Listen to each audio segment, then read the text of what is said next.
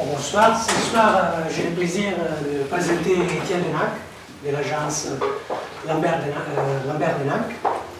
L'agence a été créée en 2012 et regroupe environ 30 personnes. 40 personnes. Il développe une grande variété de projets qui vont de l'urbanisme au logement, bureaux, équipements. Et donc à toutes les échelles du projet. Et je connais Étienne depuis longtemps et j'ai eu la possibilité d'apprécier beaucoup la démarche qu'ils ont mis en place avec Adrien dans leur agence pour que ce soit d'un point de vue de l'organisation interne qu'ils ont mis en place dans l'agence, qui c'est une organisation qui peut ressembler un peu à la nôtre, parce que on privilégie le travail commun et un processus décisionnel plutôt horizontal, fait par la motivation, par les plaisirs du métier. Il n'y a vraiment pas, on met vraiment pas l'accent sur la hiérarchie. Moi, je trouve que ça, c'est un point très important pour une agence. C'est fondamental. Et après, pour leur démarche architecturale, qui est très intéressante,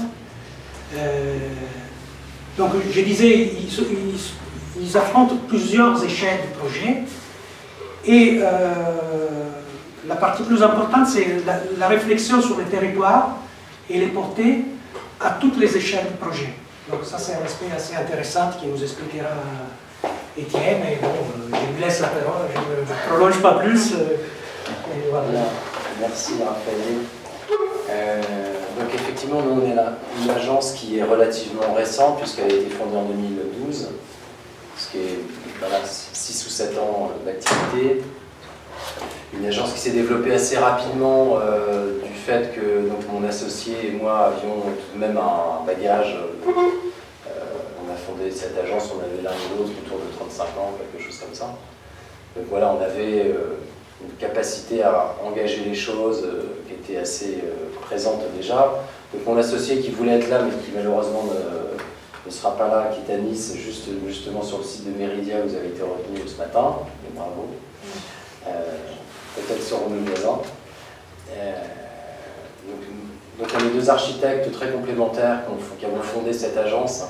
Adrien, lui, il a fait des arts déco avant de faire l'architecture, donc c'est vraiment un artiste très engagé, qui a travaillé un peu partout, à New York, à Londres, qui fait un travail exploratoire, qui est très engagé dans la discipline, et que j'ai la chance d'avoir pour associé. Donc. Et moi qui ai un parcours plus linéaire, moi j'étais l'associé de Lyon pendant 15 ans, donc j'ai mené des grands projets urbains, j'ai travaillé sur des grands équipements publics, j'étais plutôt dans un travail de continuité.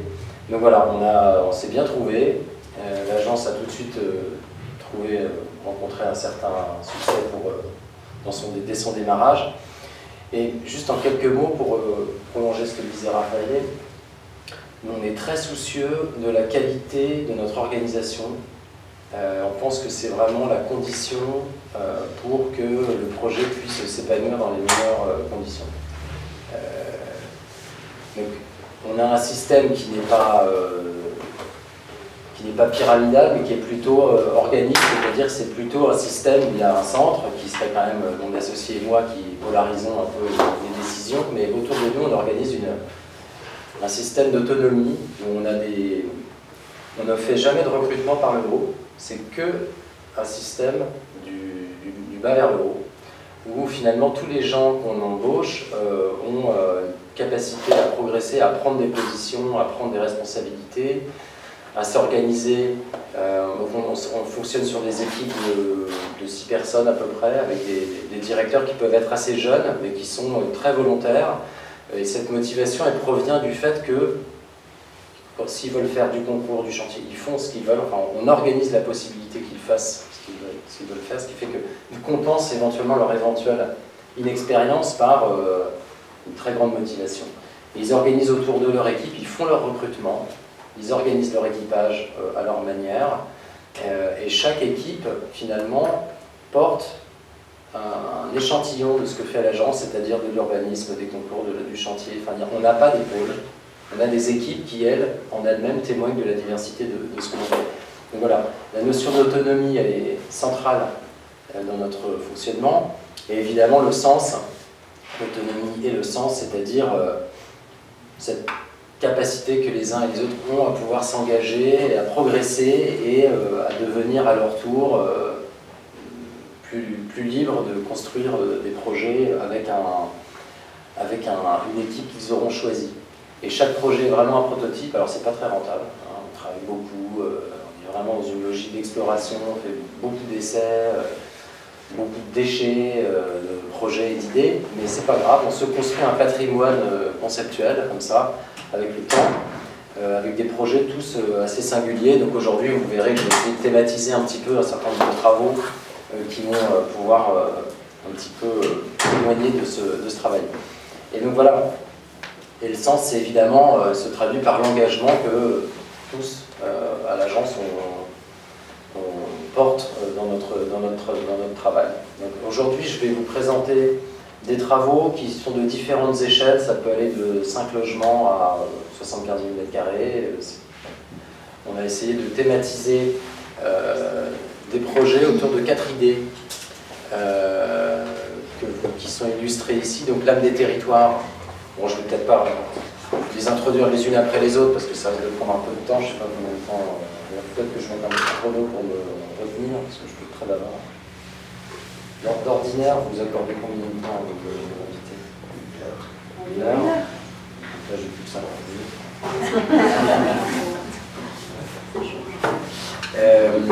Bon voilà, bon, je pense que les titres parlent d'eux-mêmes.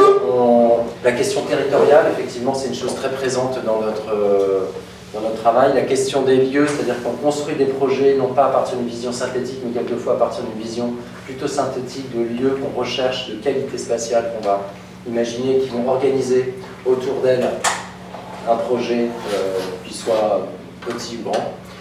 Une politique de l'usage, ça c'est quelque chose de très important dans notre travail puisque on a une part dominante d'activité de notre activité qui est l'habitat, dans des conditions contemporaines rudes, difficiles, mais on fait un travail très opiniâtre pour essayer de fabriquer des choses singulières. Bon, je vais vous montrer quelques projets. Et un thème de travail sur lequel on s'est inscrit depuis quelques années, qui est l'idée d'une rationalité ornementale, qui est une recherche à une échelle de modé nature qui essaye de s'affranchir de la tradition moderne et pour aller explorer d'autres traditions. Donc voilà, il y a un peu quand même une idée d'emboîtement d'échelle dans cette présentation, mais vous verrez qu'il y a autant d'exceptions que de règles.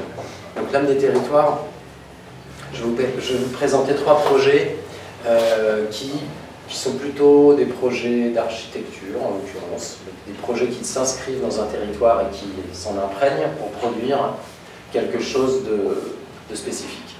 Donc le premier projet que je vais vous présenter, c'est un projet qu'on a gagné en 2013. C'est un très beau site. Donc ça vous avez reconnu la Bibliothèque nationale. Donc c'est un site magnifique, où évidemment, voilà, on est dans un site qu'on pourrait qualifier de... Merci, ça marche. Une situation monumentale où on est en train de parler de l'arrière-plan de la BNF. Donc, comment fabriquer, comment participer à la construction du paysage urbain de la Bibliothèque nationale. Bâtiment qui a été en son temps critiqué, donc à titre personnel je trouve magnifique. Donc ça pose une question urbaine et d'urbanité aussi, puisque l'avenue de France sur cette séquence-là, encore en 2013, on se demandait un peu où on était, c'était un lieu un peu, qui pose des questions d'échelle, d'usage, c'était pas à proprement parler un quartier, c'était un projet en construction. Donc comment prendre place dans cette séquence urbaine particulière, dans un environnement où chacun fait un peu ce qui lui passe par la tête, au milieu d'immeubles de bureaux, donc une question de, je dirais, de paysage urbain, où on va trouver à la fois donc, la monumentalité de la bibliothèque, des séquences de bureaux un peu avec des qualités, on va dire, assez hétérogène, mais globalement une organisation qui fait que ça produit une chose assez unitaire. Plutôt dans l'environnement, on a été amené à travailler une collection d'objets dont on avait un peu de mal à comprendre dans quelle direction elle allait, avec des choses très disparates.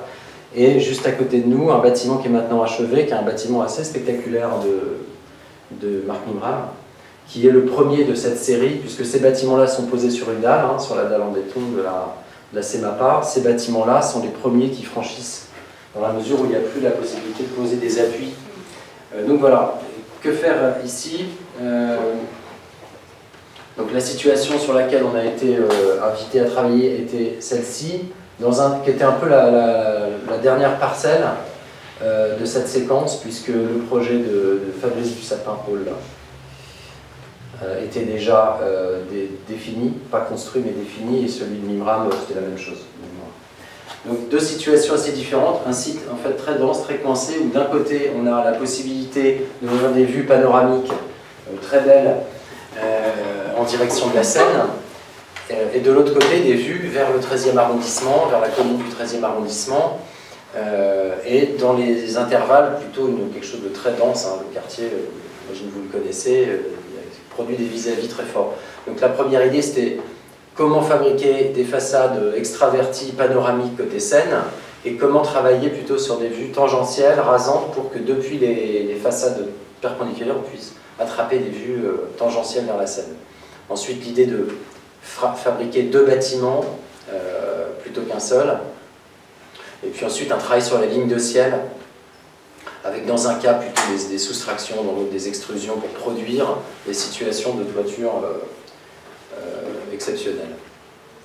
Donc voilà, on retrouve un peu le principe avec un système de quinconces pour pimenter l'affaire, puisqu'il y a des appartements qui vont aller attraper des vues vers le 13e et d'autres qui vont aller attraper des vues vers la Seine. Et ici, un appartement type sur lequel on va revenir, où finalement, avec De Gaine, on arrive à fabriquer un appartement dont le séjour est entièrement vitré, qui se projette dans la vue pour attraper les vues magnifiques qui s'offrent à nous, et des chambres dans l'intimité d'une loggia. Ce qui fait que la loggia devient un lieu où on peut circuler, on peut aller de sa chambre vers le séjour en passant par l'extérieur. Donc traditionnellement, on met un peu le balcon devant le séjour. Là, on a imaginé autre chose pour produire cet immeuble. Donc voilà, ce bâtiment, le voilà, il est bientôt terminé. Enfin, ça fait 6 mois qu'on le dit, mais ça va finir par arriver.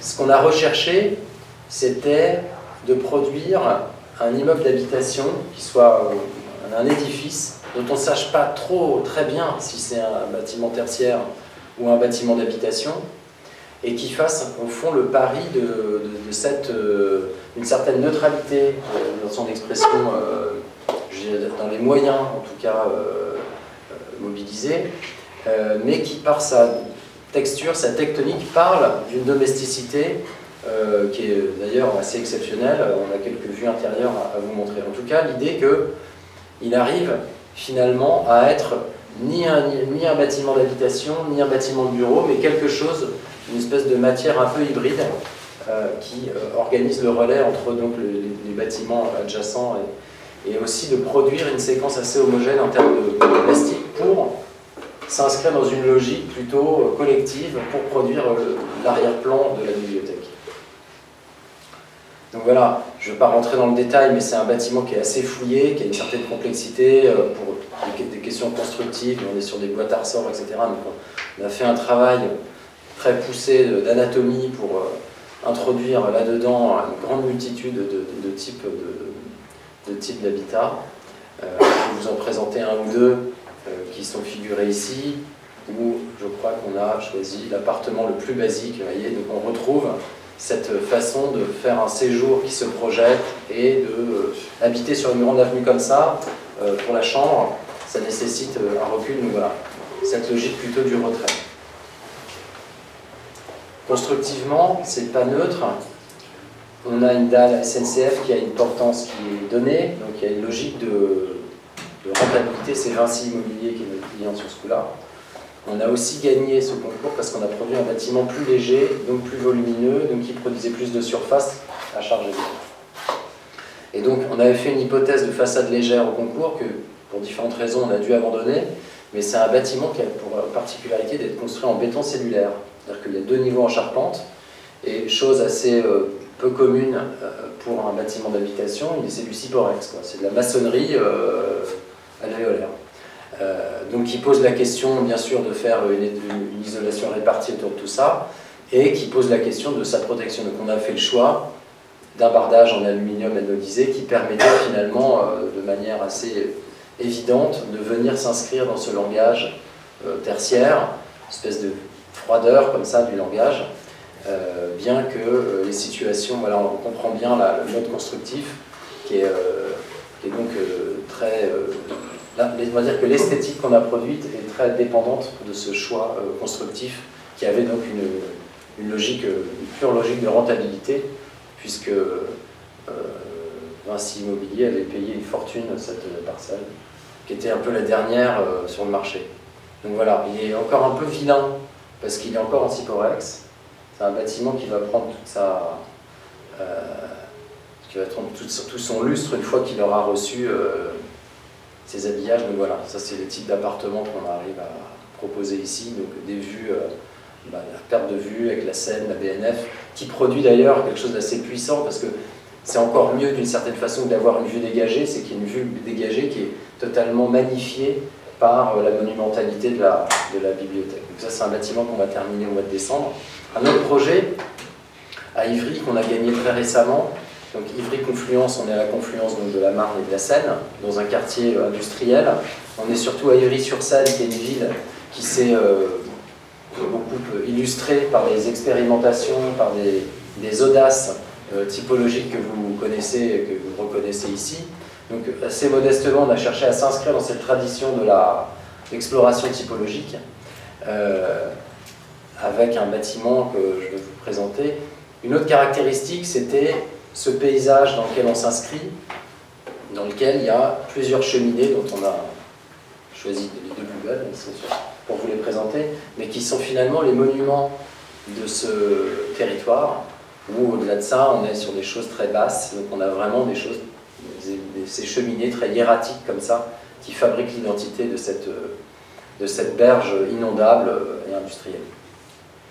Donc, ce qui caractérise ce projet, c'est la cohabitation de 2 échelles, avec une échelle de faubourg qui correspond à la place Gambetta, qu'on voit ici pochée sur le plan, auquel on fait correspondre un sous-bassement, un socle, dans lequel on va trouver différentes fonctions, et des émergences qui, elles, dialoguent davantage avec cette échelle industrielle. Il faut savoir que la cheminée du CPCU, là, qu'on retrouve sur cette coupe, c'est 130 mètres de hauteur quand même, c'est très conséquent.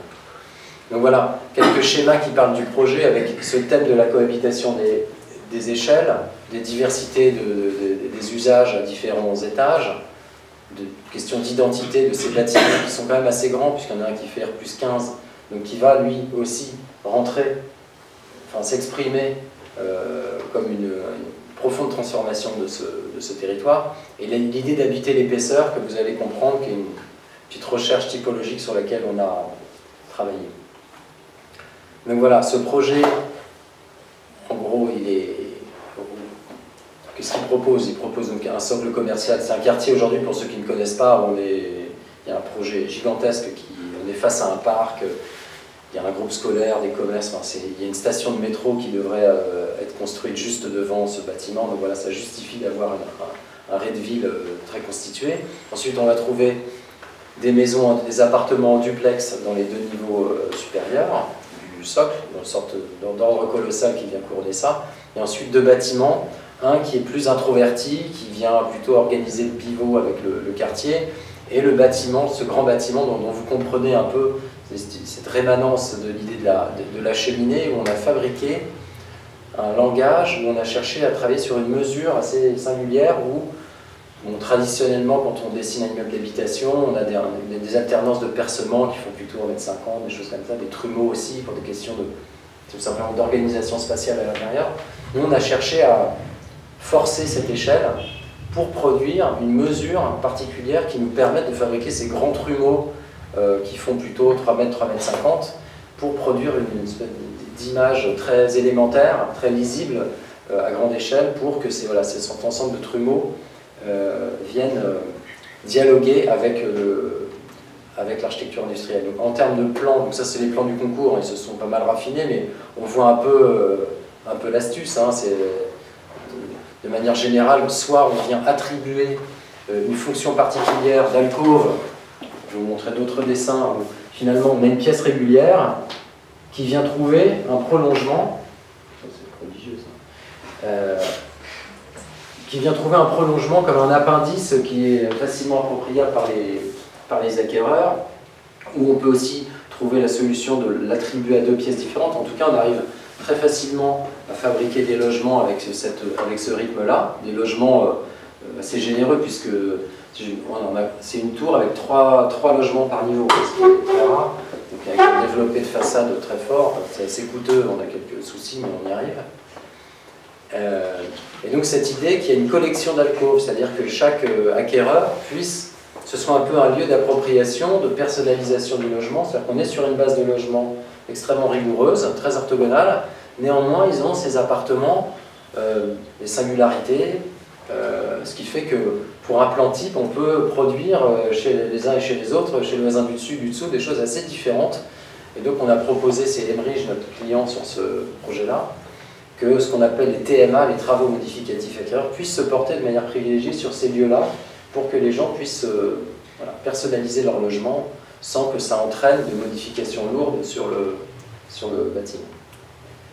Donc voilà, un petit peu la plastique que ça produit, c'est quelque chose dont l'idée c'est que c'est un projet dont la qualité repose sur la force du dessin, on est sur une matérialité très élémentaire, on est sur du béton préfa, donc quelque chose de très assez rustique d'une certaine façon qui nous semblait bien convenir à tout le préambule que j'ai dressé, et aussi à cette tradition du béton à Ivry dans laquelle on voulait s'inscrire. Donc voilà les espaces que cela produit. Donc une pièce de séjour parfaitement régulière, une cuisine qui ne se retrouve pas, alors on a des solutions de cuisine fermée aussi, mais qui ne se retrouve pas à être en saillie un peu bêtement comme ça dans la pièce, mais incorporée, ce qui évidemment l'installe beaucoup mieux dans l'espace. Cette alcôve, espèce de banquette, chose qu'on a envie de s'installer, et une sorte de paradoxe où habiter l'épaisseur, c'est ça. C'est-à-dire que c'est un bâtiment qui est à la fois très panoramique, très vitré, avec des baies de 3 mètres, 3 mètres 50, d'un tenant ouverte sur la vue de la confluence, donc quelque chose d'assez spectaculaire, mais en même temps un sentiment de domesticité, d'intériorité très fort du fait de la consistance de cette façade qui fait, je crois, 1,60 m ou 1,80 m, j'ai plus les chiffres en tête. Et donc, ce paradoxe entre ouverture et sentiment d'intériorité. Donc voilà, donc là c'est bon, c'est juste pour, c'est pratiquement la même image que l'autre, mais l'esthétique, je dirais, qui découle de cette recherche. Et là, on est vu depuis le Grand Parc. Donc c'est un bâtiment qui aura une responsabilité urbaine assez forte, puisque c'est lui qui fabriquera le fond de ce parc, qui a une géométrie triangulaire, donc, qui sera donc, fermé par ce bâtiment.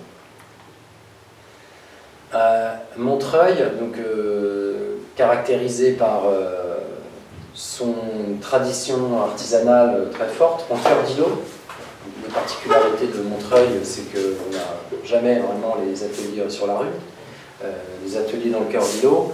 Une parcelle assez grande sur laquelle on va trouver un atelier très intéressant qui malheureusement s'est effondré entre-temps.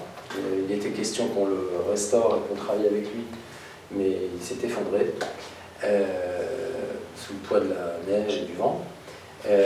Et autre caractéristique de Montreuil, bien sûr, la structure parcellaire en lanière qui est généralisée sur ce territoire. Donc, la porte de Montreuil a rattrapé Montreuil. Donc, on est ici à l'interface entre les grands équipements métropolitains rattachés au boulevard périphérique, avec, je crois, dans les jours qui viennent, aujourd'hui peut-être même, une décision prise sur le Reinventing Cities de la porte de Montreuil, je crois que c'était aujourd'hui le jury. Et ça vient se télescoper avec un tissu très fin, qui est celui de Montreuil. Nous, on se retrouve à l'interface de tout cela, Donc se pose la question de quelle forme urbaine on produit dans ces conditions, pour appartenir au fond à l'un et l'autre des deux systèmes. Avec un projet assez dense, de 10 000 m². Donc très simplement, on est dans une logique où on va accueillir, infiltrer des espaces de jardin assez forts, dont une partie sera publique, avec l'idée que le jardin public sera accompagné par des programmes ouverts, arrêts de jardin en cœur d'îlot, et une espèce de rémanence. La trame parcellaire a disparu, là, ici on est plutôt sur des stations-service, des choses comme ça aujourd'hui, de rémanence comme ça de cette mesure caractéristique de 8 mètres à peu près, ce qui est très fin. Donc on s'est dit, voilà, comment produire, c'est un peu l'histoire de l'éléphant dans le magasin de porcelaine, comment fabriquer un projet dense qui témoigne de ces conditions. Donc on a fait un projet qui est très structuré autour de cette mesure, avec l'astuce que vous aurez comprise, qui consiste à faire des gros bâtiments est-ouest qui font plutôt 16 mètres de large, mais en travaillant sur une logique d'adossement et de mitoyenneté avec des bâtiments qui produisent cette mesure, cette illusion, cette mesure un peu fantomatique du territoire.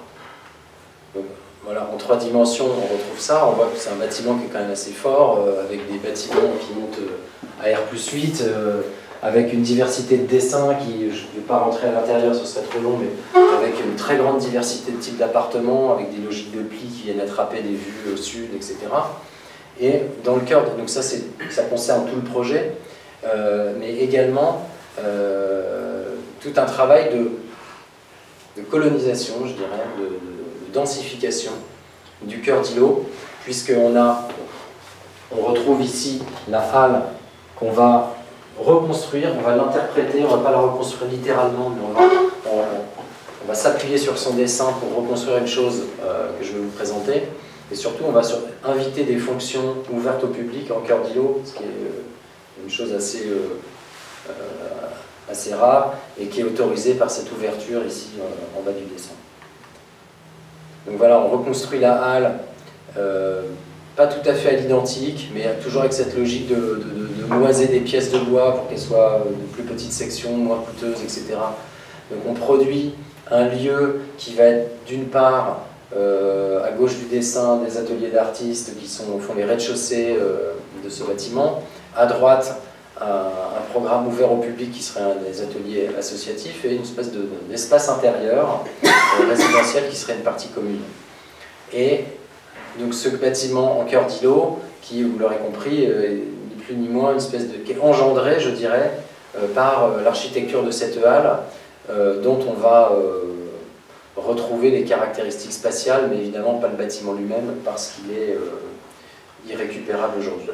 Voilà, une architecture qu'on n'aurait pas imaginée sans cette trace, et qu'on recompose à partir de certains de stigmates du territoire. Donc, deuxième série de projets, une collection de lieux, donc des projets qui sont construits à partir d'une série d'espaces qui sont plutôt des vides, qui sont plutôt soit des espaces publics, soit des espaces privés, mais en tout cas des espaces urbains, des espaces mis en commun, quelle que soit l'échelle du projet. Donc ça c'est le projet de Nice Méridia, donc la vallée du Var, inondable, avec un régime torrentiel qui aujourd'hui se construit. Pour ceux qui ne connaissent pas, on a ici donc, le centre de Nice, l'aéroport, la vallée du Var et tout le projet Méridia, où donc Montargis va être amené à concourir sur un deuxième quartier. Nous, on a travaillé sur le premier quartier qui est aujourd'hui bien. Je crois que vous avez vu sur un bâtiment aussi là-bas. Un chantier. Juste à côté du projet que je vais vous présenter. Donc, ce qu'on a retenu nous, de Nice, donc nous on a travaillé sur le macrolo central du quartier Nice Méridia. Donc c'était une compétition assez combative, avec des groupements. On était coordinateur de 7 architectes, ce qui n'est pas une mince affaire, mais une équipe très bien montée, avec des très bons architectes, Chartier-Dalix, Fujimoto, et j'en passe. Donc une équipe de choc, mais il faut quand même réussir à emmener tout le monde dans la même direction, c'est tout un art, le travail en groupe.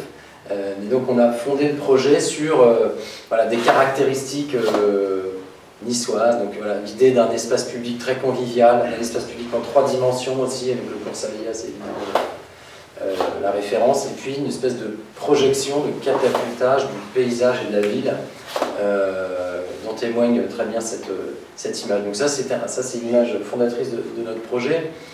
Une autre image fondatrice, c'est bien sûr le rapport, c'est l'architecture, où le dedans et le dehors s'entremêlent de manière très, très forte, avec un mode de vie à l'extérieur très caractéristique, et puis cette espèce de sensualité de cette architecture.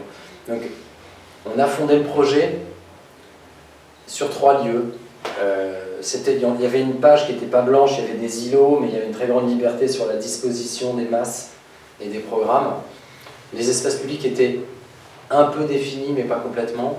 Nous, on a surtout produit une sorte de règle de correspondance entre morphologie et espace libre, où on a produit ce qu'on a appelé la place métropolitaine sur le boulevard qui passe au nord, au bord duquel vous construisez ce bâtiment, avec les bâtiments les plus hauts, avec pour idée de contenir des hauteurs très régulières et basses sur la place Méridia qui est au cœur du quartier, avec l'idée que finalement, cette place qui va être le cœur du quartier, il nous semblait important qu'elle soit régulière, ordonnancée, et qu'au fond elle témoigne d'une échelle de ville traditionnelle et que ne se reportent pas sur elle les bâtiments de 50 mètres et plus.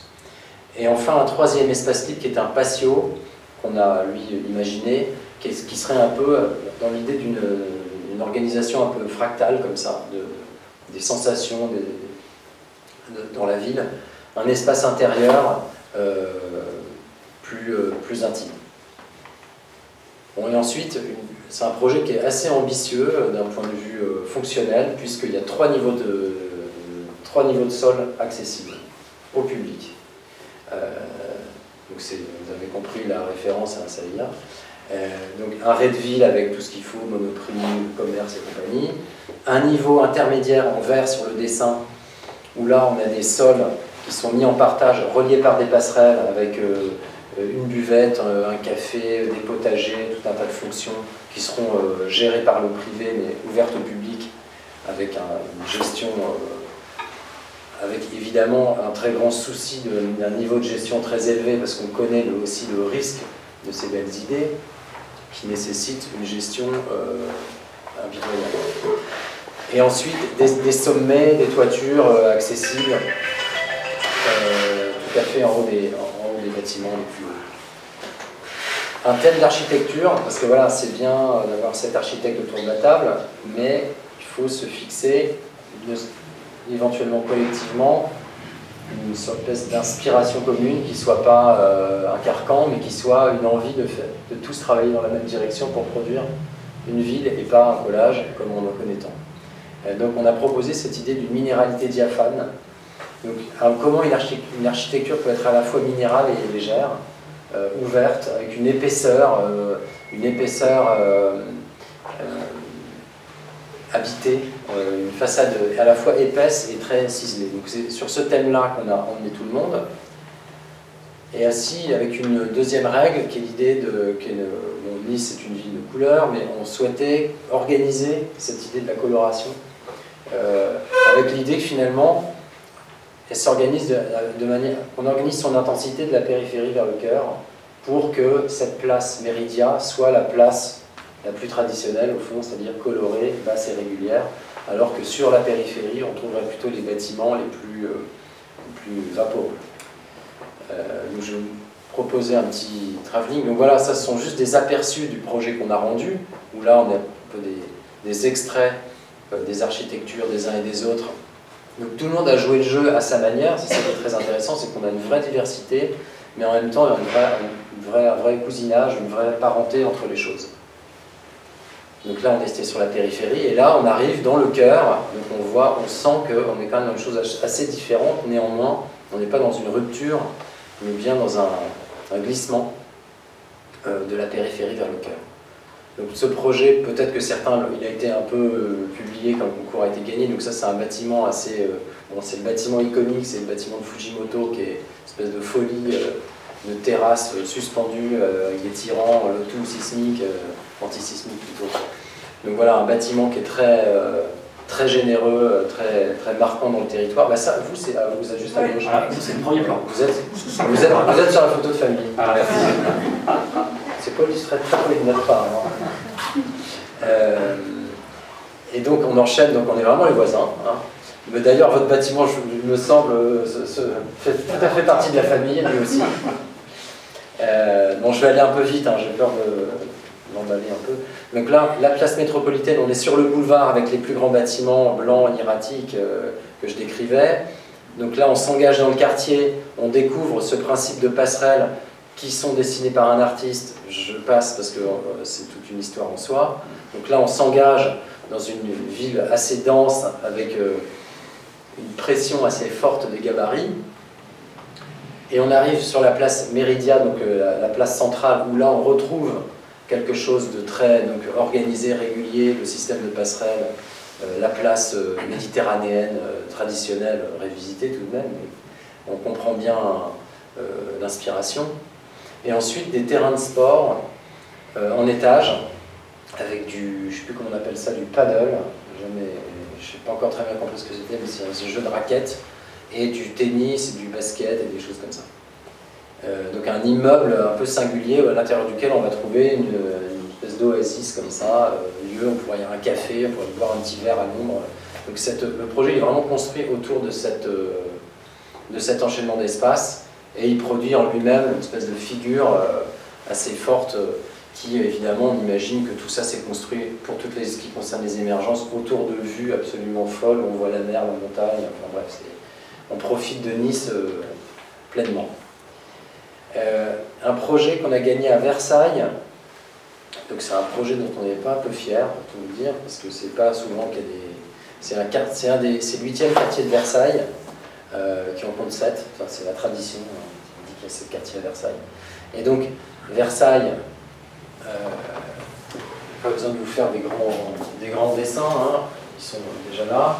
Donc, le parc et la caserne Pion, qui est donc un terrain militaire qui borde des zones qui sont exploitées par l'INRA, mais qui font partie du domaine du parc du château.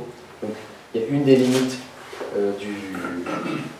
du site qui est le mur d'enceinte du château, du parc du château.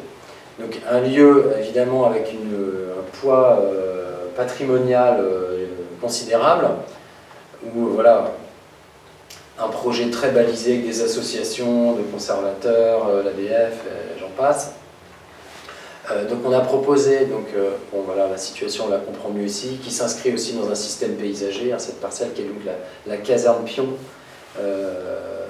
qui est aujourd'hui entièrement démolie et libérée. Donc voilà, notre projet s'appuie sur l'idée d'une grande terrasse qui vient organiser la limite entre le parc et la parcelle, un cordon boisé qui vient accompagner une voie ferrée qui va d'ailleurs accueillir un transport en commun, et tout simplement un prolongement des tracés de le nôtre à l'intérieur de la parcelle pour organiser, je dirais, les premières structures d'organisation du plan. Ensuite, on s'est assez naturellement rapproché du parc pour comprendre comment est-ce qu'on pourrait, sur quelles mesures caractéristiques on pourrait installer l'urbanisation de ce quartier.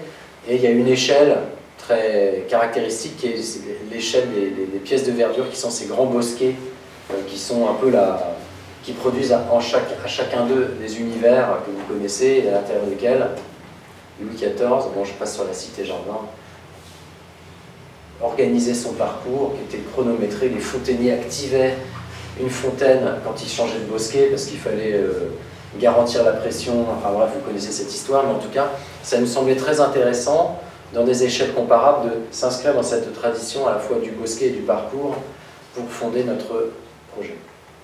Donc, on a organisé ce plan où on reconnaît un petit peu ce que je vous décrivais à l'instant, avec différentes notions de parcours, un parcours d'art, le parcours de l'eau, parce qu'on a un léger bandage du terrain, Et donc c'est vraiment un enchaînement de pièces au travers de l'idée du paysage et de l'eau qui a structuré tout ça. Avec des contraintes de programme, c'est-à-dire que le nord, ce qui est à droite de l'image, n'est pas constructible pour de l'habitat parce qu'on a des nuisances acoustiques liées à un aérodrome de Saint-Cyr. On ne peut construire en habitat que la partie gauche du plan, vous allez comprendre. Donc voilà, on retrouve cette échelle des bosquets avec une suite de lieux que je vais très rapidement vous montrer pour que vous compreniez un petit peu les ambiances qu'on a proposées. Donc, plus on monte, moins c'est construit, ça se termine avec un centre équestre, une prairie de sport, etc.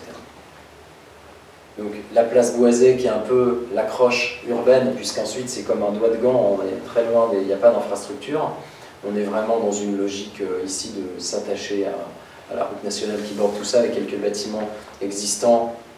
Donc c'est là qu'on va trouver une école, quelques commerces, une maison de quartier, des choses comme ça. Quelques bâtiments en meulière que le maire de Versailles a souhaité conserver. Pas que ce soit des bâtiments qui aient une valeur patrimoniale très forte, mais plutôt une valeur... voilà, plutôt des signes de l'histoire du site que des monuments en soi. Ensuite, des systèmes où on va trouver des maisons autour, des plots au milieu, ou le contraire, enfin, en tout cas une logique un peu d'espace qui partage une mesure, mais qui s'inverse pour produire des diversités d'ambiance.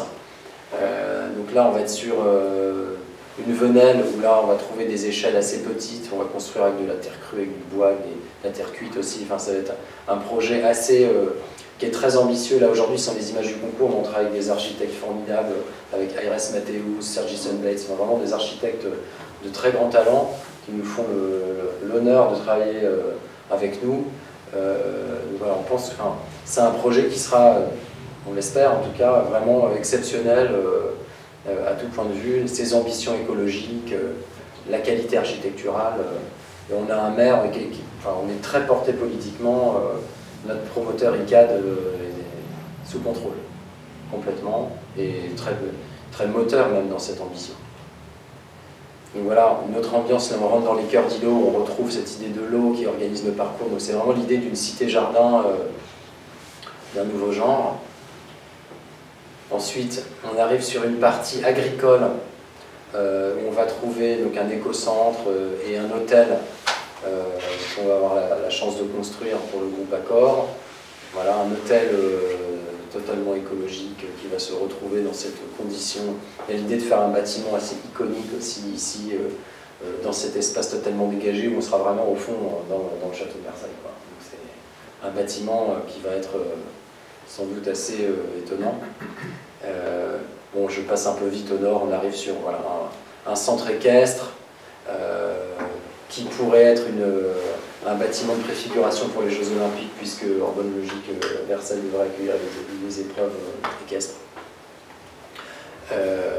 Et puis voilà, une sorte d'aboutissement un peu mystique avec un parcours d'art qui se termine à l'extrémité du site avec un lieu, on va dire, de recueillement totalement projeté dans le paysage du parc de Versailles.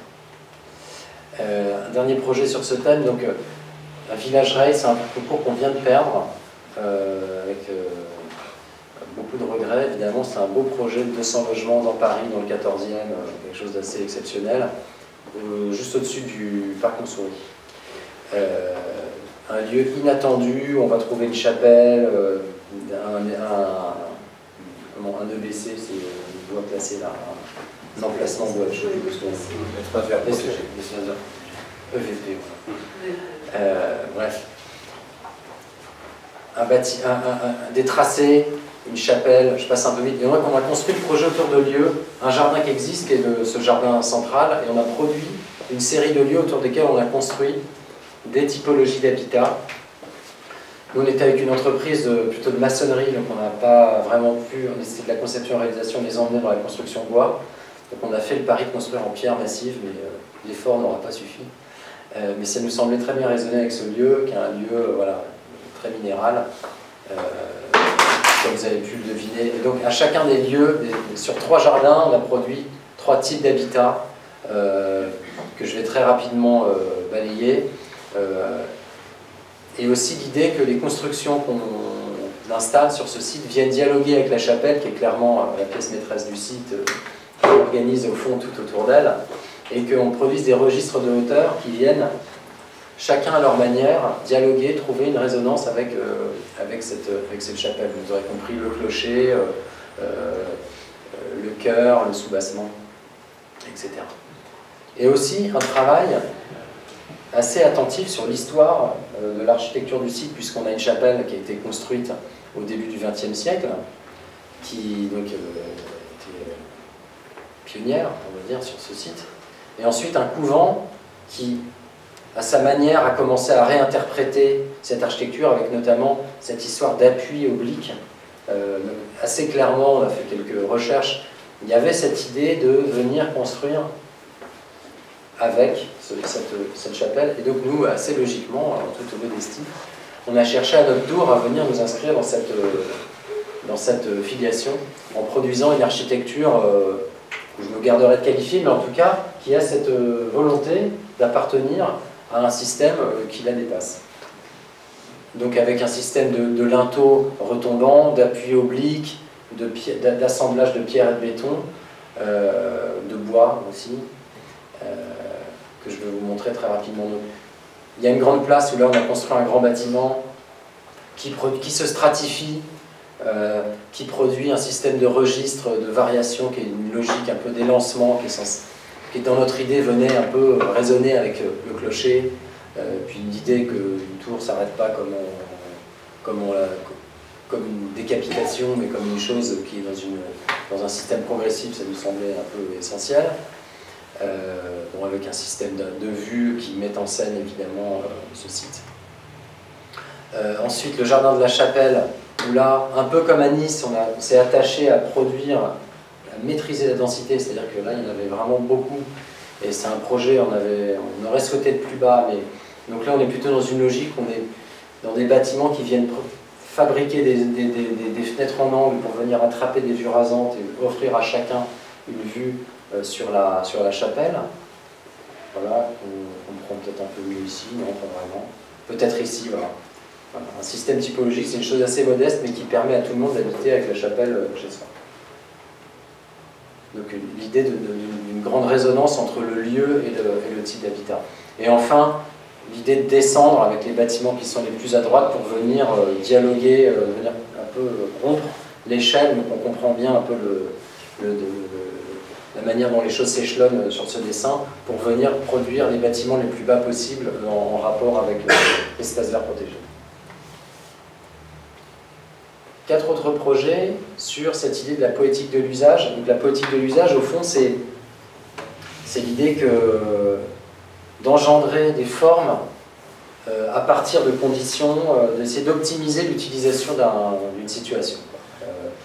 Et de partir de ce souci de l'usage pour engendrer soit de la forme, soit une modénature, en tout cas une forme d'optimisation, je dirais, de l'usage dans une recherche plastique. Donc, je vais passer un peu vite. Un projet qui est en construction aujourd'hui à Bordeaux, un projet qui est assez singulier. Donc on est ici, on est à côté du Mine, au bord de la Garonne, une très belle situation, on a des vues rasantes, tangentielles sur la Garonne, la gare Saint-Jean en haut à gauche. Donc voilà, on prend place dans un îlot périmétrique dont nous ne sommes pas les coordinateurs, mais qui sont avec des règles du jeu qui ont été très bien installées par Sophie Berthelier. Donc voilà, nous on construit un bâtiment mitoyen qui prend place dans ce système collectif, avec un programme particulier qu'on a au fond mis au point parce qu'on nous a dit c'est une résidence intergénérationnelle, mais il n'y avait pas de programme. Donc on a fait notre petit marché un peu partout en Europe, essayer de comprendre de quoi il s'agissait. En fait, il n'y a pas un modèle, il y a autant de modèles que de projets. Et à partir de la capacité qui a été donnée, on a proposé un certain équilibre entre ce qui serait des logements de seniors et des logements familiaux.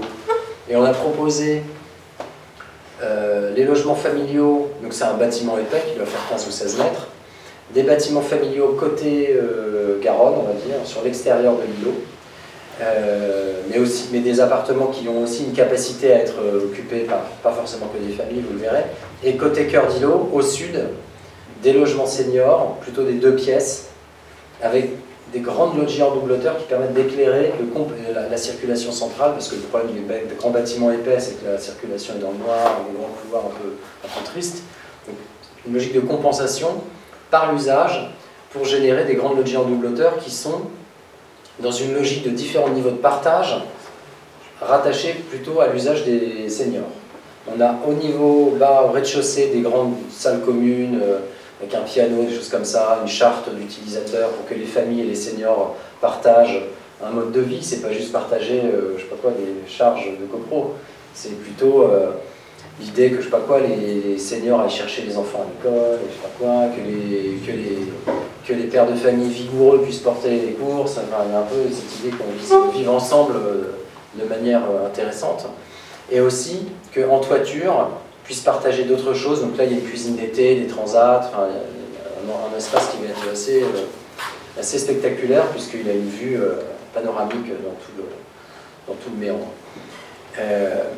Et donc cette échelle de partage intermédiaire qui nous semblait très intéressante, parce que la communauté c'est bien, l'intimité c'est bien, mais qu'est-ce qui se passe un peu entre les deux? C'était un peu ça la question.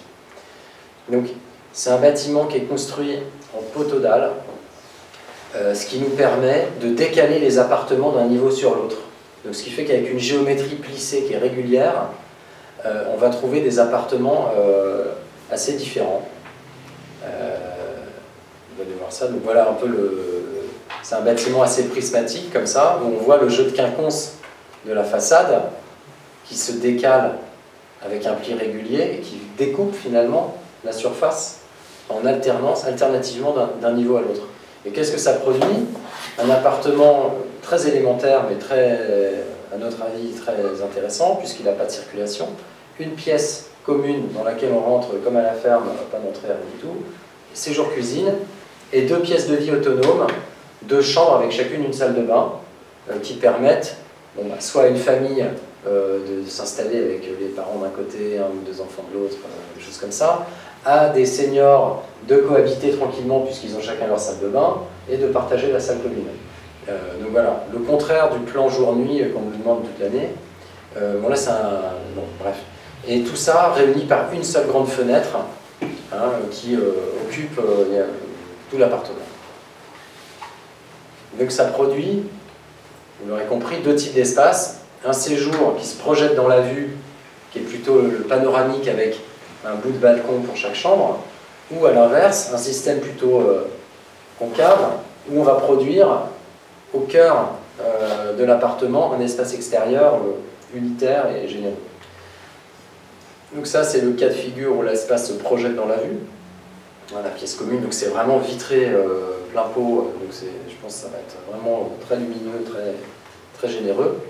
Et l'espace convexe, où là on a ce sentiment assez différent d'avoir une terrasse au premier plan, tout ça en fait avec le même plan, le même système de gaine, etc.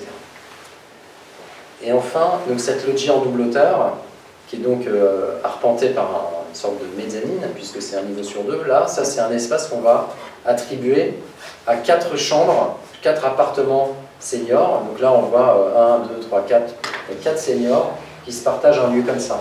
On a prévu que les bacs soient montés sur roulette, parce que peut-être qu'ils vont s'entendre, peut-être qu'ils vont se haïr au plus haut point, auquel cas ils pourront se faire un peu des petits coins, et chaque loggia donnera lieu à une appropriation différente, mais en tout cas, il y a l'idée que les anciens aient un peu le privilège, parce qu'eux n'ont pas de balcon, ils aient le privilège d'avoir cette grande loggia à se partager.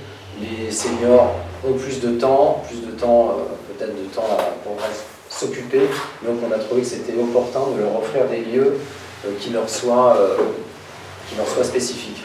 Ils peuvent aussi inviter les voisins, évidemment. Un foyer de vie qu'on est en train de terminer dans le 20e, donc c'est un foyer pour adultes handicapés, où là, je vais aller un peu vite, bon, il y a un rez-de-chaussée, en général ce sont des programmes qui sont horizontaux, qui ne sont pas en ville, donc là ça pose la question des parties communes, en fait, de ce programme. Donc on est dans le 20e à la porte des Lilas, je passe un peu vite. Donc ce qu'on a imaginé là, donc il y avait un gabarit de fiche de l'eau qui nous donnait un immeuble en gradin. On a un peu un peu exacerbé cette idée en faisant glisser les choses les unes au-dessus des autres, mais surtout on a proposé quelque chose qui, je pense, nous a permis de gagner ce concours, ce qu'on a appelé des pièces à ciel ouvert, qui sont ici figurées avec ces petits soleils. Il faut savoir que les foyers pour adultes handicapés interdisent l'idée de terrasse et de balcon, parce qu'il y a des risques d'accidents, de défenestration, des choses comme ça. Ça nous semblait un peu triste de faire un bâtiment aussi sec. Il y a aussi des gens qui s'investissent toute l'année, qui travaillent là, qui ont besoin aussi de prendre l'air, fumer une cigarette, je ne sais quoi. Donc on s'est un peu creusé la tête et on a produit ce qu'on a appelé donc, ces pièces à ciel ouvert qui sont au fond des patios vitrés, on est au bord du périph', donc c'est assez bruyant, mais qui permettent d'offrir des espaces extérieurs à l'intérieur de l'enveloppe, protégés par la façade. On les voit peut-être un peu mieux ici. Bon, je passe un peu vite parce que normalement... Voilà, là par exemple, typiquement, on a la cantine, le restaurant, qui se prolonge par cette pièce à ciel ouvert qui se trouve donc au sud. Bon, on a aussi imaginé de faire ça à l'angle, au sommet du bâtiment à gauche, prolongé par une terrasse panoramique avec une vue sur tout Paris, parce que là on est sur la butte de Romainville, en fait, à la porte de Villa, on a une vue absolument folle. Donc voilà, c'est un bâtiment qu'on est en train de terminer. Donc là, on voit ici à droite, là, c'est des choses qui ont l'air d'être assez ténues, mais en fait, c'est assez grand, c'est assez confortable. Voilà, il est presque fini, donc on le retrouve ici. Vous voyez. Donc c'est l'idée d'une chose un peu discrète. Mais ici, en fait, on a des grandes terrasses. Voilà. Bon, voilà. On les retrouve ici. C'est un bâtiment qu'on a la chance de très bien construire, Paris Habitat. Il y a la brique massive, double mur, etc. Donc un bâtiment qui devrait tenir la distance. Un petit bâtiment, c'est un des premiers concours qu'on a gagné, qui a mis un temps fou à partir, parce que bon, c'est la RIVP, c'est de la dent creuse, c'est un projet, c'est vraiment l'immeuble placard. C'est une typologie très caractéristique, c'est une parcelle qui doit faire moins de 100 mètres carrés. Donc c'est un logement par niveau, avec toute une acrobatie pour produire le meilleur logement possible, par des jeux de biseau que je vais vous expliquer, réussir à éclairer cuisine, salle de bain, palier, et d'offrir une vue panoramique à toutes les pièces. Donc c'est presque un... Donc voilà, on est dans une situation très, très privilégiée au bord du parc Georges Brassens. Le plan est mal orienté puisque la vue est tournée vers l'ouest. Enfin, le nord est à la droite, là, dans le plan. Mais bon, on comprend assez bien que les conditions sont bonnes. Et là, il y a une petite dimension tactique dans ce projet, puisque on vient démolir un petit bâtiment pour en construire un plus grand. Donc on sait ce que ça peut signifier en plein 15e arrondissement, avec des gens qui sont soucieux évidemment de leur environnement. Donc c'est un travail sculptural qui consiste, premier dessin, à biseauter ici la construction pour que cette maison... C'est bizarre ce système, il n'a même pas besoin de toucher. Je vais rester à distance, on va voir juste où ça marche. Offrir une vue à cette maison qui n'en a pas, il va perdre un peu de lumière, il va gagner une vue sur le parc Georges Brassens. Donc ça c'était une petite astuce de concours pour essayer de produire un projet acceptable au fond, qui ne s'embourbe pas dans des recours. Il y a eu beaucoup de recours, mais ce n'était pas ce monsieur-là. Donc lui, on a réussi à s'arranger avec lui, mais il y en a eu d'autres. Bon, un travail sculptural qui consiste à offrir des terrasses à tout le monde et essayer de ménager un peu tout le monde dans un environnement et d'engendrer, non seulement pour les logements qu'on va construire, mais pour d'autres vues de gens qui sont dans la cour derrière, d'essayer de produire un projet un peu vertueux qui fait un peu, qui rentre son ventre pour essayer de produire plutôt des effets positifs que de la privation. Donc voilà, ça a produit cette forme un peu que je ne peux pas trop décrire, mais qui est un peu la résultante. Et voilà, on comprend mieux ici le coup du biseau qui permet à la fois d'offrir, donc je ne m'approche pas trop, une vue comme ça. Il ne faut pas toucher. Mais je crois qu'il y a à 5 cm. Il faut le bloquer là. Ah, il faut. Ouais, mais là, je vais me dépêcher.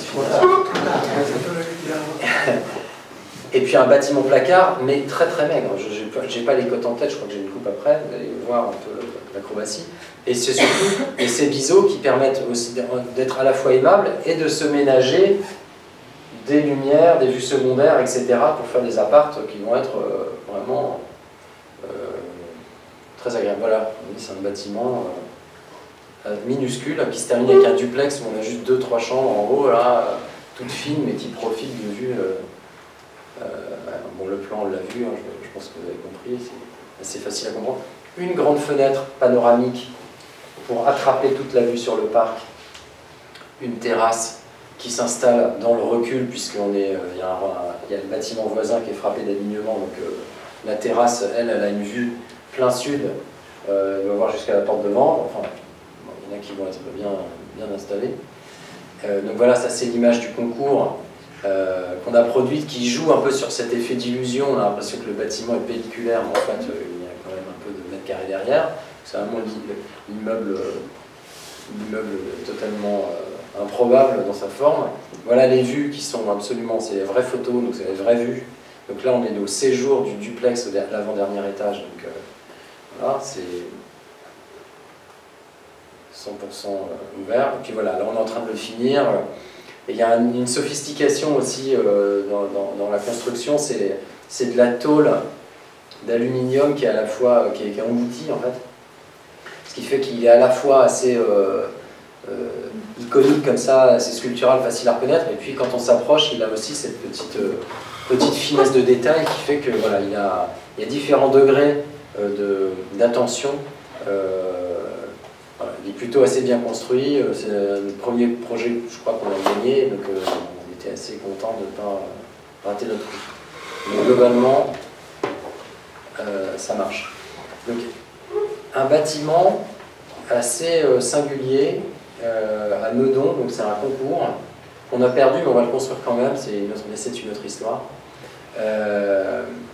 Donc on est dans Meudon-la-Forêt, donc dans le quartier de Pouillon. Bon, sur un site, je vais parler assez rapidement parce que c'est pas, finalement, j'ai envie de plus vous parler de typologie que d'environnement. Donc avec une collection de bâtiments assez grands qui construisent la périphérie d'un îlot avec on appelait des folies, des petits bâtiments qui viennent s'infiltrer à l'intérieur. C'est encore une fois pas tellement le sujet. La question c'est d'où vient ce bâtiment losangique. Comment est-ce qu'on... Donc il y a des volontés urbaines d'organiser un bâtiment assez fluide, presque un peu furtif, où finalement, quand on l'aborde, on ne sait pas très bien quelle forme il a. Mais c'est surtout une histoire typologique, puisque l'idée c'était d'offrir des vues en angle à tout le monde, sur une forme finalement archétypale, qui est un gradin en plan, et quand on fait la symétrie centrale, ça produit un losange. Donc là, c'est un bâtiment qui est assez performant, puisqu'il fait ici, hors balcon, 23 mètres de profondeur, ce qui est énorme. On dit, voilà, 15 mètres, déjà, c'est beaucoup. En fait, nous, on fait vraiment, à l'agence, un travail assez acharné d'essayer de produire, d'essayer de sortir un peu des sentiers battus. Donc, sur un jeu de comment la salle de bain de l'un vient consommer la profondeur de l'autre, dans une logique un peu d'imbrication pour réussir finalement à l'engraisser autant qu'on pourrait pour produire beaucoup de surface, mais de la bonne surface, puisque en gros, vous l'aurez compris, les appartements, ils sont soit un angle rentrant, donc c'est la chambre, dessin de gauche, qui attrape cette relation à laquelle on est assez attaché à la loggia, qui devient une pièce dans l'appartement pour passer du séjour à chambre, ou le séjour, qui est carrément une espèce de pièce, soit en saillie sur 2 côtés, soit sur 3 côtés, qui elle profite complètement de vues à la fois frontales et tangentielles. Donc ça produit ce bâtiment, où on a fait en plus travailler sur un jeu de quinconce entre le haut et le bas, pour produire une espèce de texture très généreuse, où là on retrouve un peu cette idée de une grande fenêtre plutôt que de petite, sommairement. Mais bon, pour dire les choses avec beaucoup d'honnêteté, un bâtiment beaucoup plus vitré que la norme pour un bâtiment d'habitation, c'est un peu notre grand combat.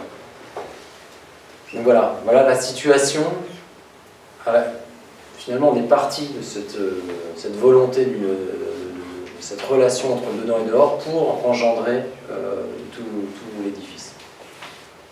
Et un dernier thème de travail qu'on qualifie de rationalité ornementale. Donc, on produit un travail, je pense, très, en tout cas c'est notre volonté, très rigoureux d'un point de vue constructif. On sait qu'aujourd'hui, dans les conditions actuelles, on construit beaucoup de logements avec des budgets tirés, difficiles, etc. Donc, fait des plans extrêmement rigoureux où tout est tramé du fond du parking jusqu'à l'attique, vraiment des choses extrêmement efficaces et optimales pour réussir à s'aventurer dans des grandes fenêtres, des grands balcons et une tectonique de façade sur laquelle on travaille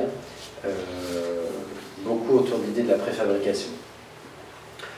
Et comme je le disais un peu en introduction, une volonté de ne pas, voilà, aujourd'hui, à l'époque où on est, la génération d'architectes qu'on est, de ne pas être assez ouvert au fond sur différentes traditions architecturales, d'aller puiser des inspirations dans toute l'histoire de l'architecture, assez librement, de manière assez décomplexée au fond, et avec un certain détachement avec la tradition moderne qui pèse quand même très fortement encore sur nous tous, enfin, c'est notre sentiment qui nous bride un peu. Donc là, très rapidement, des tout petits projets. Donc là, on est rue des Pyrénées, une toute petite parcelle encore. 331 rue des Pyrénées, pour ceux qui connaissent le quartier. Aujourd'hui, il y a un joli petit kebab avec des fenêtres murées.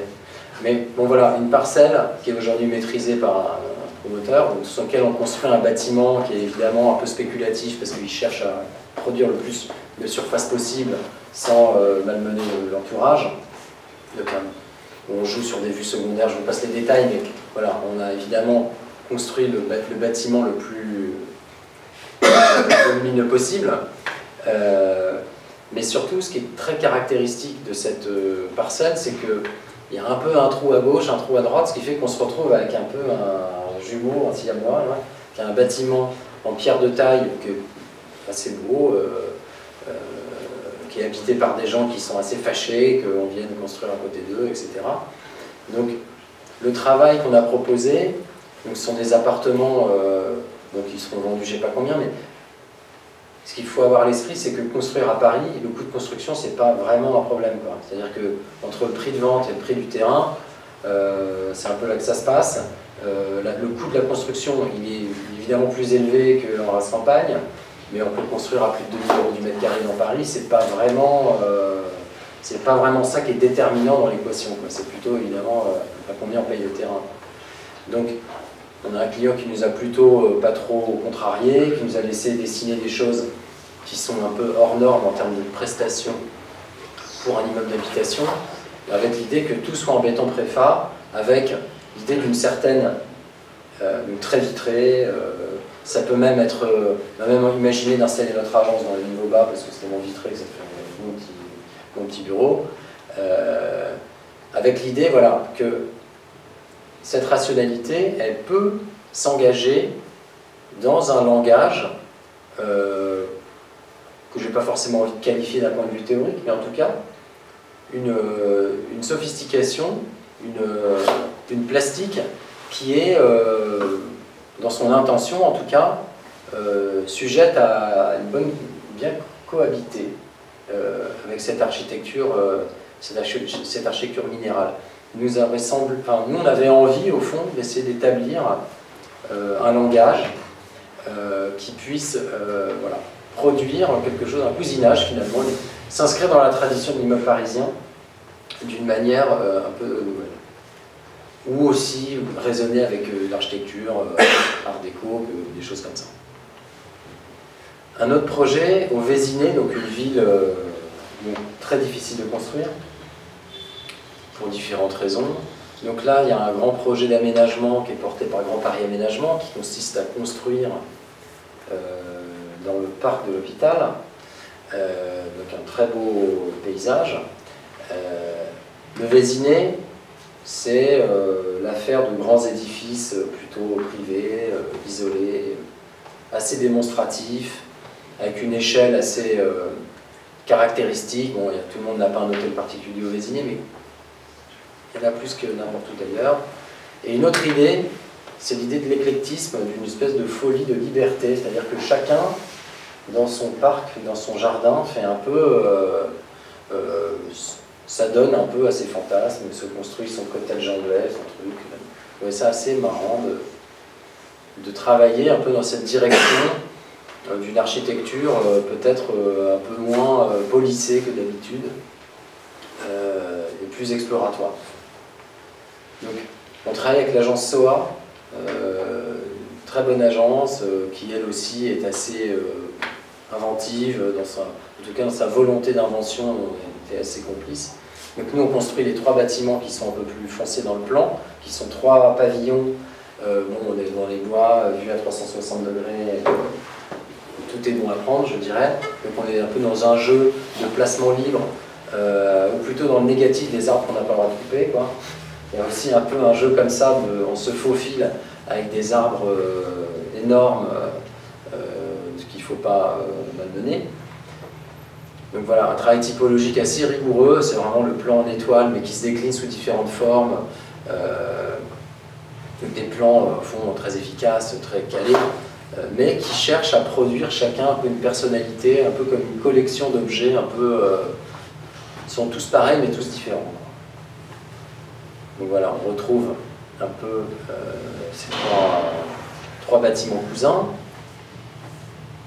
Et voilà, donc on est un peu dans cette recherche, toujours, bon, vous reconnaissez un peu, ils sont un peu dans une famille de projets que je vous présente aujourd'hui.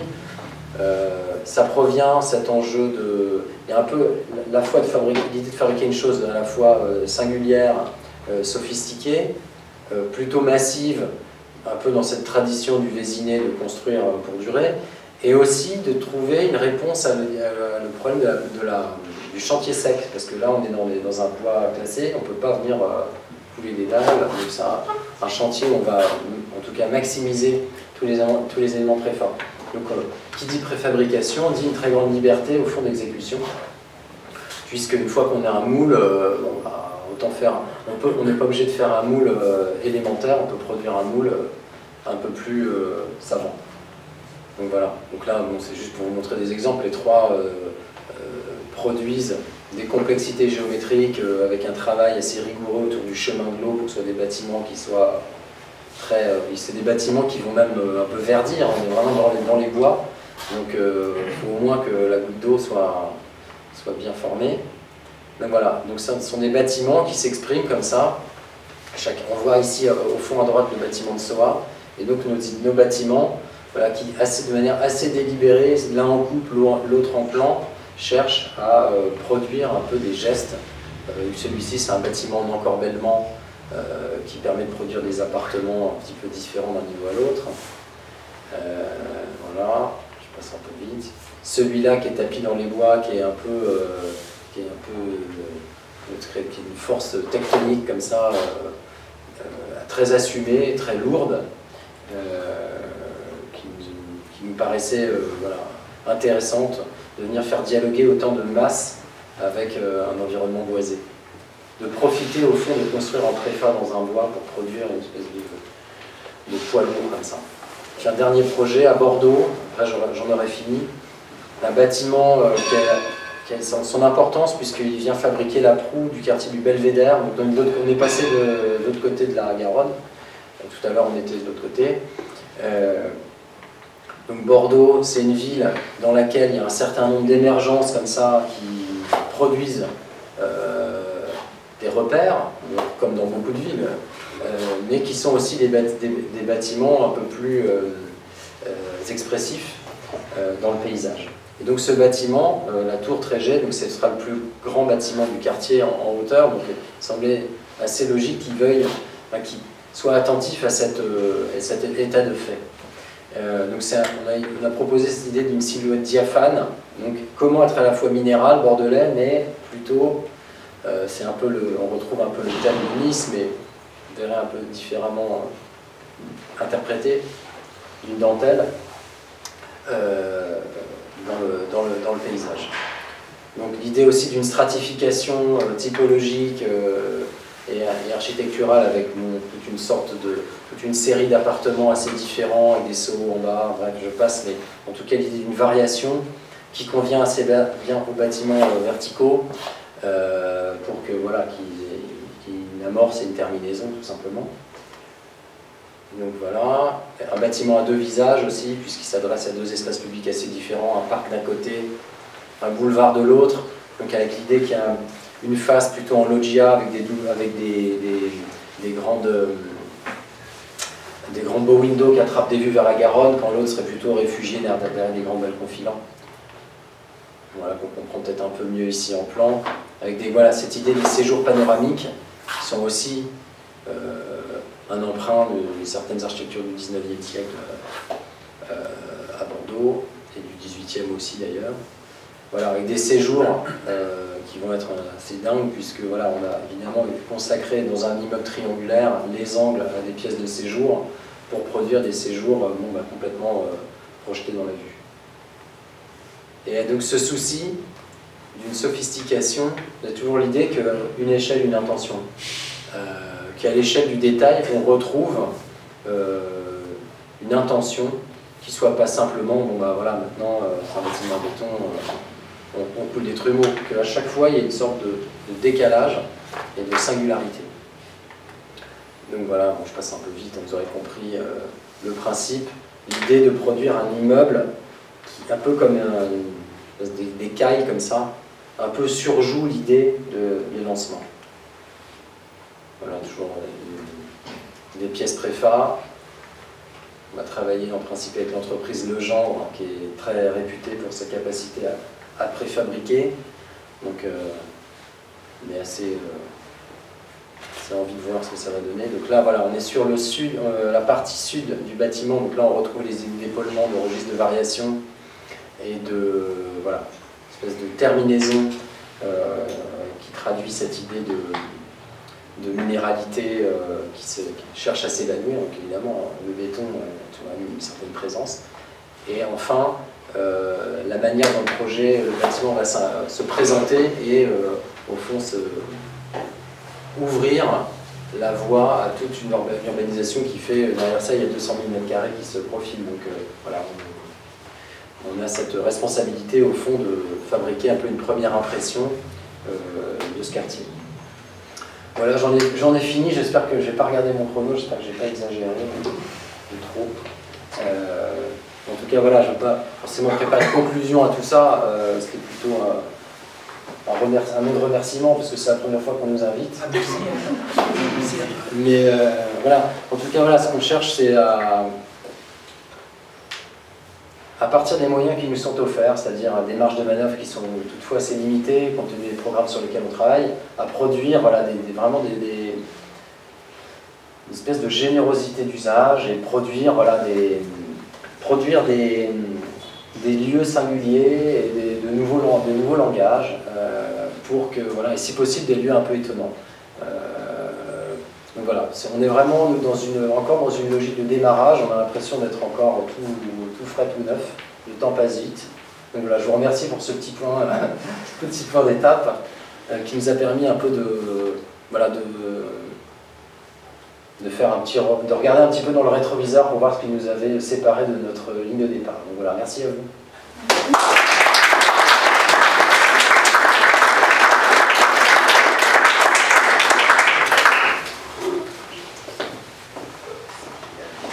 Est-ce qu'il y a des questions? 1h11, c'est pas trop... En tout cas, je vous félicite d'organiser ce genre de choses. C'est peu commun.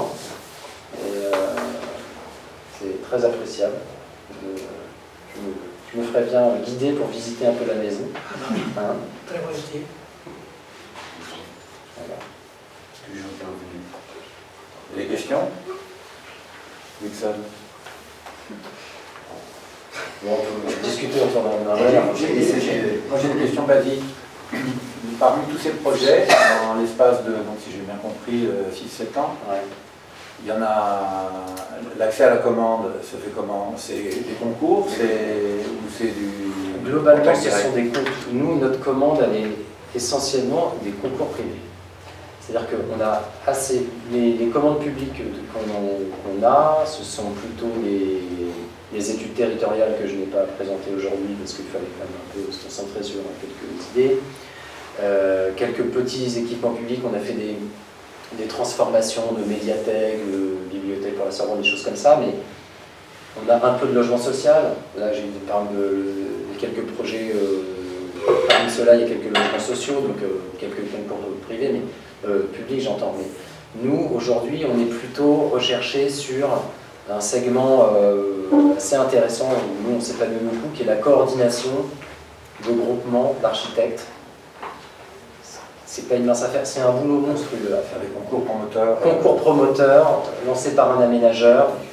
Voilà, un groupement de promoteurs vient nous chercher pour faire des concours 50, 70 000 m², des choses comme ça. Donc voilà, du concours privé, plutôt de bon niveau. On cherche plutôt à bien choisir nos combats. Maintenant qu'on arrive à travailler sur des sujets centraux pour un vrai enjeu urbain, on a la chance de pouvoir se concentrer sur ce type de concours. Mais voilà. Donc voilà un peu nos clients sont un peu les grands promoteurs, aussi les aménageurs. On a de bonnes relations avec les aménageurs de fait. On est assez, comme on fait du projet urbain, on connaît bien les élus, les aménageurs aussi. Une des caractéristiques, c'est que nous, on a gagné beaucoup de choses, enfin beaucoup, je ne me compare pas à une grande maison comme la vôtre, hein, mais disons qu'on a une progression avec une courbe comme ça. On a eu un peu de mal à enclencher les constructions. C'est-à-dire qu'on a démarré en 2012, donc on a commencé à gagner en 2013, 2014, là, bon, il y a eu un peu des soucis, ce qui fait que, voilà, on a quand même construit quelques petits bâtiments. Là, on a les bâtiments pour lesquels aujourd'hui pour nous de la valeur, ils sont en train d'être terminés. J'en ai montré quelques-uns aujourd'hui, mais disons que voilà, pendant 3-4 ans, on est monté en échelle et en gamme, si on peut dire, et on est un peu une espèce d'effet décalé avec les constructions qui ne sortent que maintenant. Donc on est en train de finir aujourd'hui des bâtiments de 7 logements qui sont un peu des projets de jeunesse, alors que bon, on a notre quarantaine est bien sonnée. Mais c'est pas inintéressant, ça fait des petits, c'est un peu les arts et essais, hein, on fait des tout petits bâtiments sur lesquels on a à se concentrer, à maîtriser le moindre détail. Ça c'est un plaisir aussi. Et donc voilà, donc on est une agence qui est en croissance et qui nous permet aussi, pour ceux qui n'étaient pas là au début, de produire, en fait, d'offrir à notre équipe des bonnes perspectives, c'est-à-dire qu'on est vraiment dans une croissance organique, on ne fait que des embauches de juniors et on se développe comme ça, tout le monde monte en compétences, nous avec. On découvre chaque jour un peu notre métier, hein, c'est valable pour tout le monde, je pense. On n'a jamais fini de s'améliorer. Et donc voilà, on a une croissance, il n'y a pas de plafond de verre. Bon, à un moment donné, il va falloir se calmer quand même parce qu'on n'a que 24 heures par jour et mon associé, on est un peu fatigué. Parce qu'on court beaucoup de lièvres à la fois aussi, c'est un peu le fait de ne pas avoir un système très hiérarchisé, ça pose la question de la multiplication des projets, donc de la difficulté de les contrôler, de les maîtriser. Et on a heureusement, on a une équipe qui est très... On a quelques représentants ici, des gens vraiment très talentueux. Nous, c'est le talent et l'humilité, les valeurs de la maison. Donc des gens qu'on choisit pour leur qualité disciplinaire, je dirais, mais aussi pour leur façon d'être. Parce que voilà. D'ailleurs, c'est vrai l'ambiance, une architecture un peu disciplinée, je trouve. Assez disciplinée. C'est vrai, on la sent, c'est-à-dire vous dites que c'est horizontal, mais en réalité, les projets ont un ADN commun très fort, quand même. Même ceux où on s'attendait à une petite folie dans le parc de Versailles. C'est une folie toute relative. C'est pas vraiment une folie, ça reste très raisonnable. Et c'est vrai qu'il y a un fil rouge conducteur dans tous les projets le sentiment qu'il donne, c'est qu'il rassure beaucoup le promoteur. Parce qu'il y a le mot généreux qui est revenu, c'est vrai, c'est généreux comme architecture, c'est sans folie, mais c'est très circonstancié.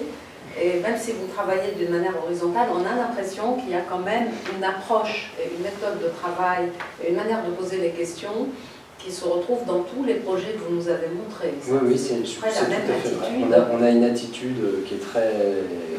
on contrôle très bien ce que l'on fait. ça rassure le promoteur, sauf quand il voit tomber le chiffrage, parce qu'en général, parce qu'on construit assez cher. Enfin, vous construisez beaucoup de surfaces vitrées, ce qui est une bonne chose et qui peut poser une question par rapport à tous les impératifs énergétiques. Parce qu'en général, les gens qui achètent les appartements, ils adorent quand c'est super vitré, on peut le dire. Bien sûr. Bon, donc en fait, la question, donc effectivement, pour répondre à votre question, oui, on a une méthode de travail qui est très organisée dans la mesure où plus mon associé que moi-même, qui est une espèce de moine soldat. Tout passe par lui, sauf quelques projets. C'est-à-dire qu'on a un système de travail où on exporte sur des tablettes, et il y a des revues de projets très régulières, assez rapides. Il y a des points de contrôle très réguliers, mais l'exploration est assez libre, c'est-à-dire que, mais néanmoins, il n'y a pas de dérive. C'est-à-dire que très rapidement, les choses sont réinstallées dans la génétique de la maison. Comme on travaille, bon, nous on est les uns sur les autres, une espèce les idées transpirent d'une équipe à l'autre, les carnets de détails se partagent, ce qui fait que tout ça, ça produit vraiment c'est vraiment des familles qui cohabitent, c'est-à-dire qu'une équipe, l'autre c'est l'îlot d'à côté, ce qui fait qu'il y a un savoir-faire, il y a du turnover dans l'équipe évidemment, mais il y a aussi des continuités de gens qui travaillent là, et c'est une culture maison, une culture de la maison qui est... les projets sont à la fois, ont tous effectivement une espèce de génétique commune, mais ils sont tous quand même assez différents. Donc c'est ça qu'on recherche au fond. D'un point de vue typologique, on a des choses, là, nous on a énormément, on doit avoir 2000 logements dans les tuyaux, donc on a des choses très différentes. Là c'est 3 projets par-ci par-là, donc ça peut... Je les ai peut-être aussi un peu choisis pour essayer de produire une espèce de récit un peu cohérent, mais voilà, c'est à la fois exploratoire, mais il y a des familles de projets. En fait, on a des familles, des projets minéraux comme ça, ils sont tous un peu plus je ne sais plus ce que je voulais dire. Oui, la question du coût de construction. Effectivement, nous, notre stratégie, si vous voulez, c'est de ce que je disais tout à l'heure, c'est un gros œuvre militaire, vraiment, pas de plancher de reprise, rien de tout ça. C'est tout pour les fenêtres. Oui, ça se sent. Ça se sent. Non, mais c'est parce qu'au fond, qu'est-ce qui reste? Moi, l'histoire de prestations intérieures, etc., les gens, ils arrivent, ils jettent la cuisine, ils arrachent la moquette. Enfin, franchement, nous, on essaye de construire le squelette, ce qui va durer. Donc voilà, c'est le gros œuvre, la qualité de lumière, le dimensionnement des profondeurs, etc. Ce qui fait que la part stable de la construction, c'est vraiment ça qui nous porte. Après, on est obligé de faire un peu des compromis, on n'a pas exactement le profil qu'on voudrait, etc. Donc ça, on est obligé de faire avec. Donc ça, c'est un peu notre lot à tous. Mais comment faire des logements, comment faire des bâtiments singuliers qui ne soient pas dans la banalité, avec des programmes vraiment, le programme bas de gamme du promoteur. C'est vraiment très difficile.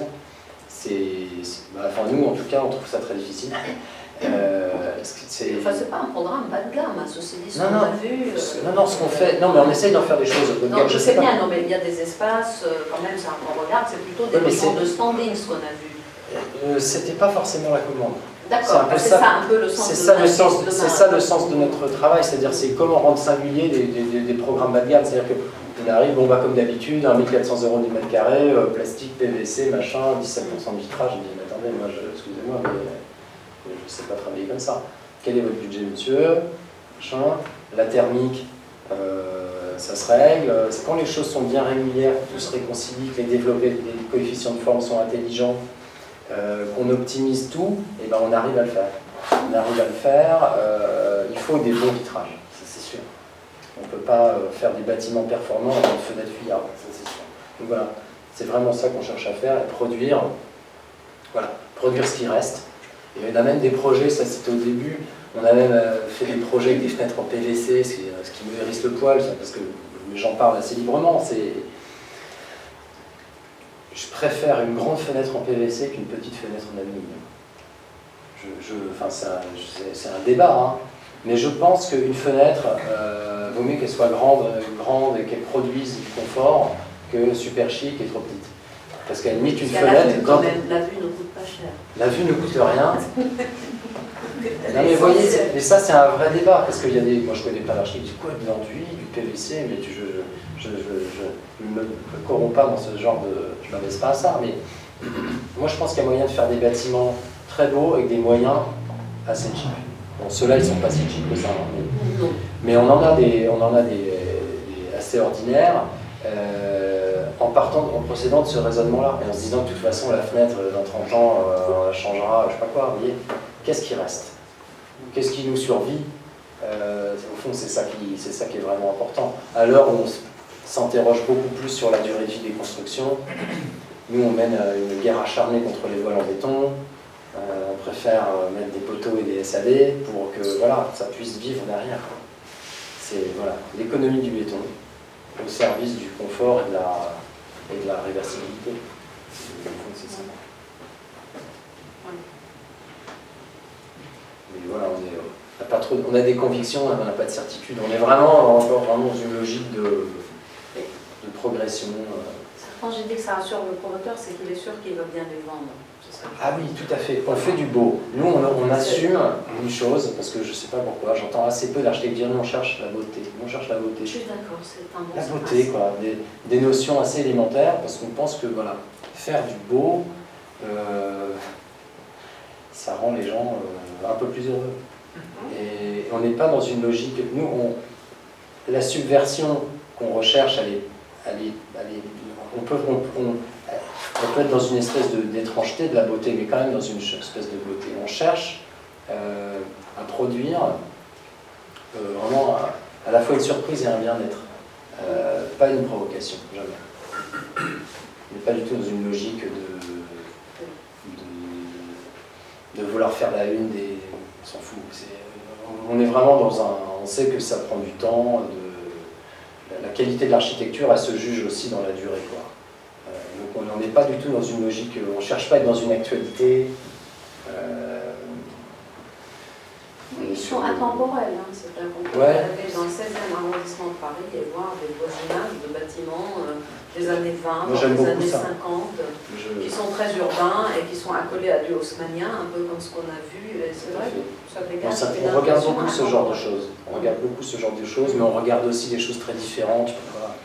Des choses très inventives comme le modernisme en Afrique, des choses totalement folles dont on a du mal à comprendre d'où viennent les références, et des choses qui ont pu sembler à un moment donné peut-être étranges, mais avec le temps, finalement ils ont produit une plastique, une esthétique qui est très caractéristique aujourd'hui. Voilà, nous, enfin voilà, ce genre de livre, on ouvre, on essaye d'aller puiser des références assez diverses pour juste faire des légers pas de côté, voilà, pour produire des choses un peu à la fois singulières et très stables dans la durée, quoi.